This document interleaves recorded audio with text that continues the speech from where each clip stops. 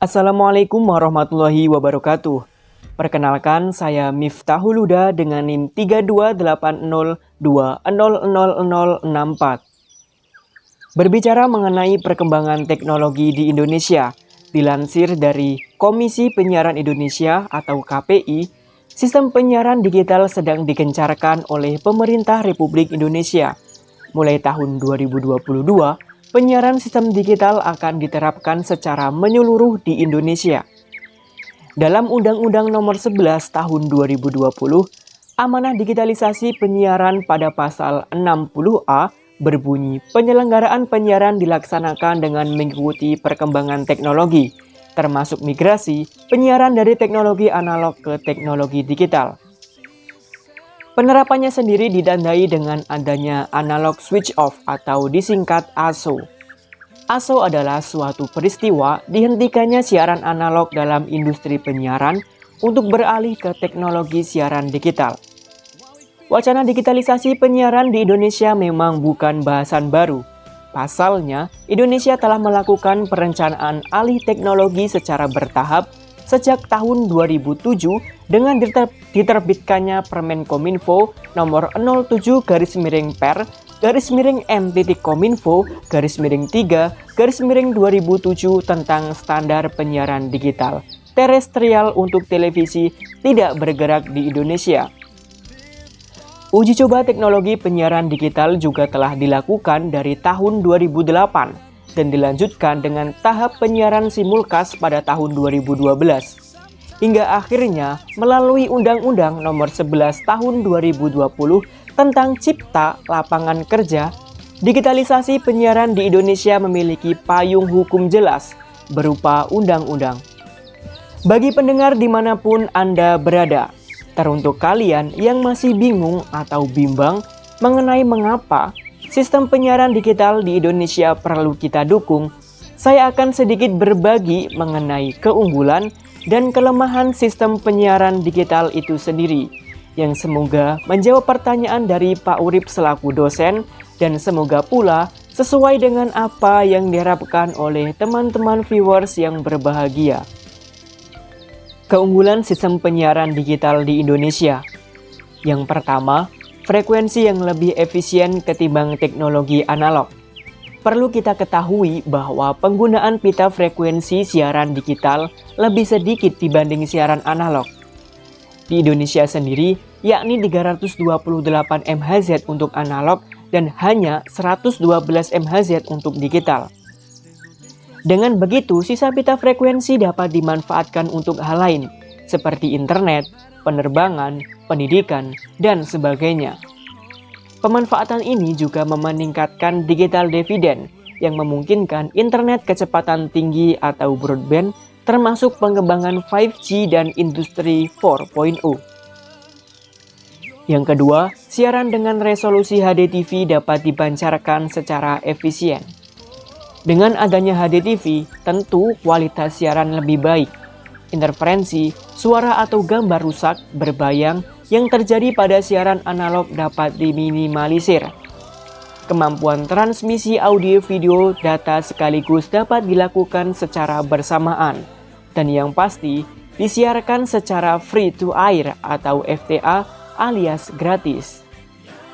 Masyarakat juga tidak perlu mengganti TV tabungnya dengan menggunakan antena UHF, hanya perlu menambah penggunaan STB atau set-top box.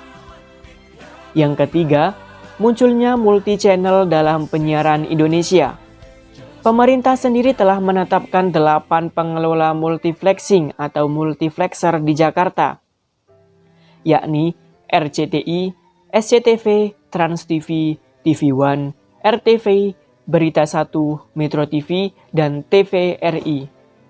Jika satu pengelola MUX menggunakan modul digital memancarkan 5 siaran TV HD dan 13 siaran TV SD, maka setidaknya minimal ada 40 channel HDTV dan 104 SDTV di wilayah layanan DKI Jakarta saja. Dengan bertambahnya channel saat ASO nanti, tentu akan menghadirkan multi program siaran yang lebih segmented dengan genre tertentu. Ada kelebihan, pasti ada kekurangan. Lantas, apa kekurangan sistem penyiaran digital yang akan diterapkan di Indonesia? Yang pertama, kendala operasional. Dalam perpindahan dari analog ke digital, pasti akan berhubungan dengan kesiapan penonton TV di Indonesia yang masih banyak menggunakan TV analog.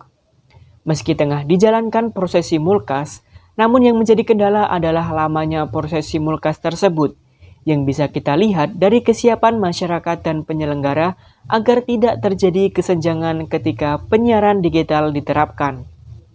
Yang kedua, cliff spot dan blank spots.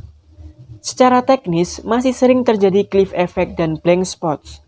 Cliff effect dan blank spot adalah ketidakstabilan penerimaan sinyal digital yang lemah, sehingga menyebabkan siaran terputus-putus atau patah-patah. Atau bahkan tidak ada gambar jika pesawat televisi tidak memperoleh sinyal sama sekali. Yang ketiga, kerugian teknis.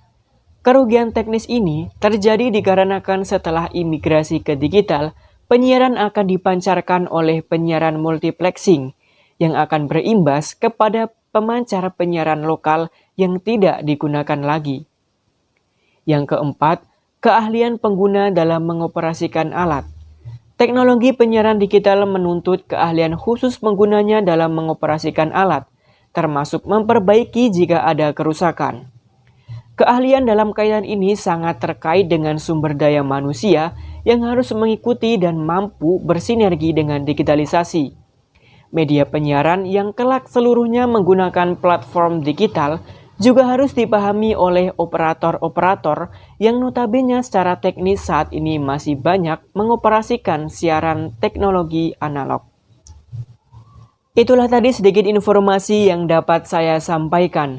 Teruntuk kalian yang masih ingin tahu lebih lanjut tentang sistem penyiaran digital yang akan dilaksanakan di Indonesia, atau kamu yang masih tertarik atau kepo tentang informasi seputar dunia penyiaran di Indonesia, bisa banget nih mengunjungi website resmi di layanan Komisi Penyiaran Indonesia di www.kpi.go.id atau telepon di 021 212 03899.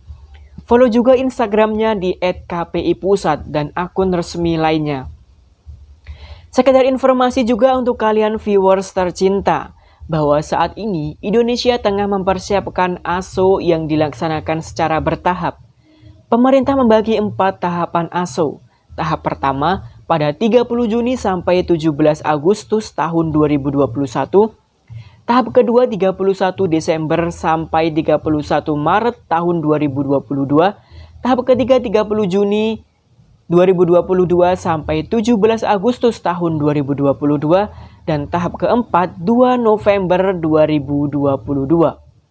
Untuk itu, saya mengajak kalian semua seluruh lapisan masyarakat Indonesia untuk mendukung perkembangan teknologi di Indonesia. Mari kita sebagai warga negara Indonesia mendukung pemerintah RI untuk mensosialisasikan program penyiaran digital. Sekian, semoga bermanfaat dan sampai jumpa. Wassalamualaikum warahmatullahi wabarakatuh.